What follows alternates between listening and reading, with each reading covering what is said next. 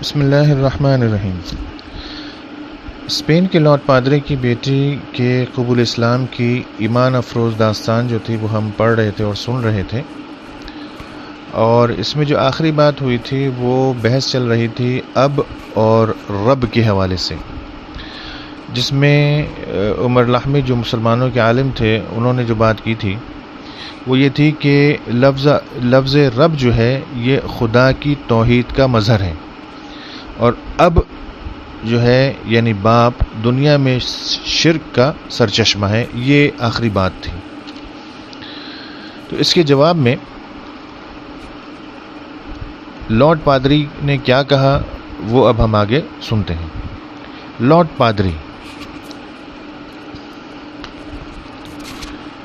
رب کے جو اثرات آپ نے بتائے ہیں ان کا تو دنیا میں کوئی ثبوت نہیں ملتا، لیکن باپ کی محبت کے مشاہدے سے آپ انکار نہیں کر سکتے۔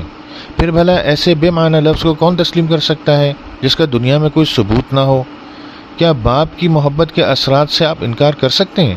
عمر لاہمی: افسوس ہے کہ کفارے کے عقیدے نے آپ لوگوں کی عقل پر پردہ ڈال دیا ہے، ورنہ آپ ایسا نہ فرماتے۔ ہم روزانہ دیکھتے ہیں انسان ماں کے پیٹ میں پرورش پاتا ہے، حالت طفلی میں، جوانی اور بڑھاپے میں بھی اس کی تربیت ہوتی رہتی ہے، گویا ابتدا سے لے کر انتہا تک اس کی تربیت ہوتی رہتی ہے۔ کیا یہ کام رب کا نہیں ہے؟ اور کیا آپ اس کا روزانہ مشاہدہ نہیں کرتے؟ لارڈ پادری: انجیل مقدس میں آیا ہے کہ خدا باپ نے جہاں والوں سے ایسی محبت کی کہ اس نے اپنا اکلوتا بیٹا انسانوں کے لیے قربان کر دیا۔ اس سے بڑھ کر محبت کا اور کیا ثبوت ہوگا کہ باپ اپنی محبوب ترین چیز کو محبت کی خاطر قربان کر دے؟ عمر لاہمی: انجیل کے اس بیان سے ہی آپ کے دعوے کی تردید ہو جاتی ہے، یعنی آپ کے نزدیک باپ وہ ہے جو اپنے معصوم اور بے گناہ بچے کو ناپاک اور گنہگار انسانوں کی خاطر ذبح کر ڈالے۔ گویا باپ کی محبت اس طرح ظاہر ہوئی کہ اس نے اپنے معصوم بچے ہی کو ذبح کرا دیا۔ مگر رب ایسا نہیں ہے۔ رب تو وہ ہے جو کسی پر ظلم نہیں کرتا بلکہ ظلم کرنے والے ہی کو سزا دیتا ہے، جیسا کہ قرآن حکیم نے فرمایا لا تزر وازرۃ وزر اخری، کہ کوئی شخص کسی دوسرے شخص کا بوجھ نہیں اٹھائے گا، لیکن آپ کے باپ نے اپنے ہی بچے کو ذبح کر ڈالا۔ اگر یہ کوئی محبت ہے کہ معصوم اور بے گناہ بچے کو سولی پر چڑھا کر مار ڈالا جائے تو ایسی محبت اور ایسے باپ کو ہمارا سلام ہے۔ لارڈ پادری دوسرے پادریوں کی طرف مخاطب ہو کر: میں تو سمجھا تھا کہ واقعی یہ شخص خداوند یسوع مسیح کی طرف رجوع کرنا چاہتا ہے، مگر اب معلوم ہوا کہ یہ تو سخت قسم کا کافر ہے۔ میں نے اب تک جتنی باتیں کی وہ سب خاص مارکے کی تھیں، مگر یہ لوگ ان کو کیا سمجھیں؟ عمر لاہمی سے: آپ کا دل تو سیاہ ہو گیا ہے۔ خداوند یسوع مسیح تم کو قبول نہیں کرنا چاہتے۔ اچھا، اب تم یہاں سے چلے جاؤ، تم کو مجھ سے کوئی واسطہ نہیں۔ خواہ مخواہ پریشان کرنے آ گئے پادریوں سے۔ آپ بھی ان لوگوں سے اب کوئی تعلق نہ رکھیں۔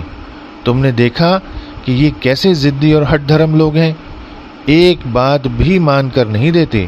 عمر لاہمی: مگر جناب لارڈ پادری، بس خاموش رہو۔ معلوم ہو گیا کہ تمہارا کیا ارادہ ہے اور تم کس مقصد کے لیے ہم سے گفتگو کرتے ہو۔ یہ کہہ کر لارڈ پادری صاحب اپنے مسیحی اخلاق کا ثبوت دیتے ہوئے بالائی کمرے میں چلے گئے، اور عمر لاہمی اور دیگر علماء نصر من اللہ و فتح قریب کا نعرہ لگاتے ہوئے باہر نکل آئے۔ عمر لاہمی اور دیگر علماء اسلام نے لارڈ پادری کے مکان سے نکل کر اور حق کی فتح کا نعرہ لگاتے ہوئے اپنے اپنے گھروں کو چلے گئے۔ چونکہ ازبلہ لارڈ پادری صاحب کی بیٹی تھی، اس لیے نہایت خاموشی کے ساتھ وہ طرفین کی گفتگو سنتی رہی۔ اس کے ہمراہ اس کی سہیلیاں اور دیگر معزز مسیحی خواتین بھی اس گفتگو سے لطف اندوز ہو رہی تھیں۔ شام کے وقت جب سہیلیوں کا دوبارہ اجتماع ہوا تو انہوں نے صبح کی گفتگو پر اپنے اپنے خیالات کا اظہار کیا۔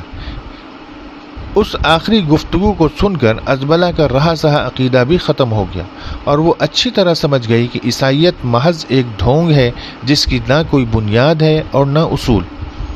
پہلی مجلسوں میں تو وہ یہ خیال کرتی رہی کہ میکائیل اور پطرس وغیرہ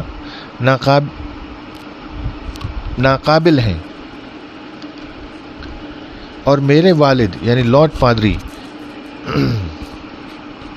مسیحی دین کی حقیقت سے خوب واقف ہیں، اس لیے اگر ان سے جواب نہیں بن پڑتا تو والد محترم تو ان کا منہ توڑ جواب دے دیں گے۔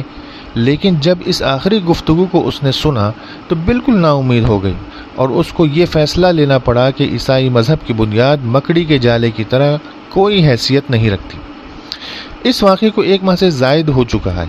ازبلا کے عقائد میں زبردست انقلاب پیدا ہو گیا ہے۔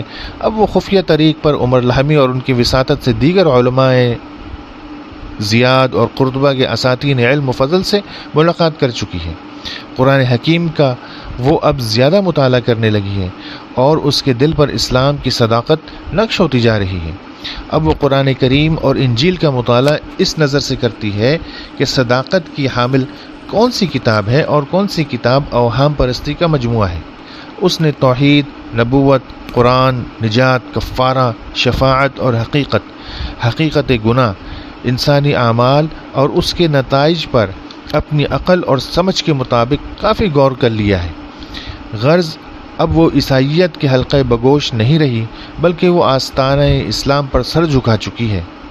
لیکن کبھی کبھی اس کو یہ خیال بھی آ جاتا ہے کہ جس مذہب کو بچپن سے مانتی آئی ہوں اس کو کس طرح چھوڑ دوں۔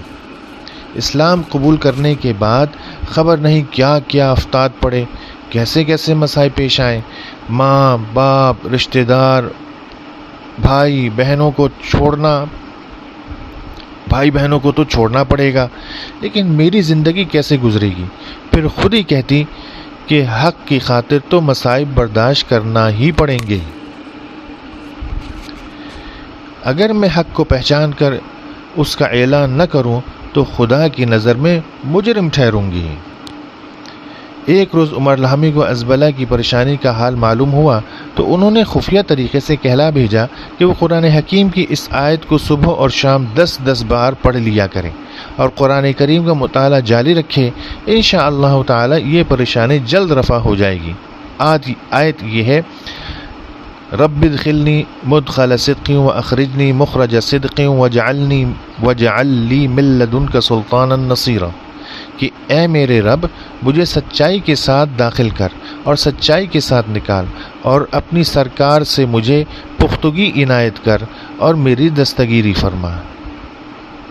چنانچہ ازبلا نے ایسا ہی کیا، اور روزانہ صبح و شام اس آیت کریمہ کا ورد کرتی رہی۔ اس آیت کی تلاوت سے اسے محسوس ہوا کہ کوئی غیبی طاقت اس کے قلب اور دماغ کو مطمئن کر رہی ہے، اور اس کے دل کا خوف زائل ہو رہا ہے۔ اس فوری اثر سے اس کے ایمان کو اور زیادہ تقویت حاصل ہوئی، اور قرآن کریم اور اسلام کی اور بھی زیادہ دلدادہ ہو گئی۔ انشاءاللہ اس کا بقیہ حصہ اگلی نشست میں ہم پڑھیں گے اور سنیں گے۔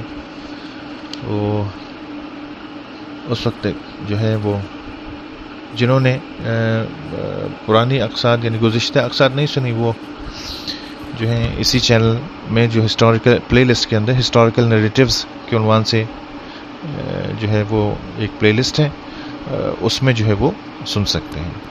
تو اگلی نشست تک کے لیے مجھے اجازت دیجیے۔ السلام علیکم ورحمۃ اللہ وبرکاتہ۔